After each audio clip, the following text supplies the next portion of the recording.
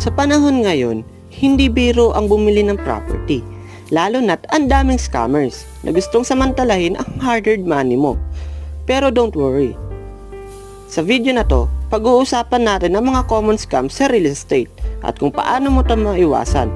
Teka, alamin natin para sa safe at legit na transaction. Panoorin mo to hanggang dulo.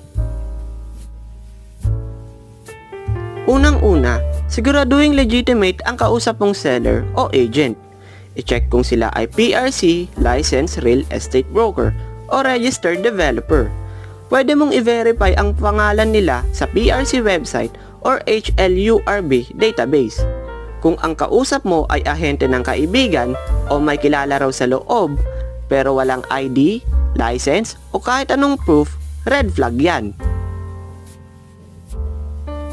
Bago ka magbigay ng kahit anong pera, siguraduhin mong totoo ang titulo ng lupa o bahay. Mag-request ng certified true copy ng Title of Registry of Deeds. I-check kung ang pangalan ng seller ang nasa titulo at kung may encumbrances or utang sa lupa. I-check din kung may pending cases o double ownership, lalo na kung maraming interesadong bumili sa parehong property. Kapag sinabing madali lang to, cash lang, tapos sa'yo na ang lupa, magduda ka na. Maraming scammer ang nag-o-offer ng sobrang mura o sobrang bilis na transaksyon. Remember, kung too good to be true, baka nga hindi totoo. Take your time, review all documents, at huwag padalos-dalos. Ika nga, mas magastos ang magkamali. Kaya kung bibili ka ng property, mag-hire ka ng abogado o licensed broker.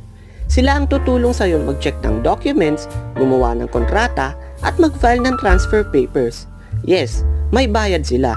Pero mas mabuti na yun kaysa mawalan ka ng milyon dahil sa scam. Kung bibili ka naman ng pre-selling unit, importante rin na i-check ang track record ng developer. May mga developers na after kumuha ng bayad, biglang nawawala o hindi tinatapos ang project. Tignan mo kung sila sa HLURB database kung may mga natapos na silang projects at kung ano ang feedback ng previous buyers. Ang pagbili ng property ay isa sa pinakamahalagang desisyon na sa buhay mo. Huwag mong hayaang masayang ito dahil sa scam. Be smart, be vigilant, and always check before you pay.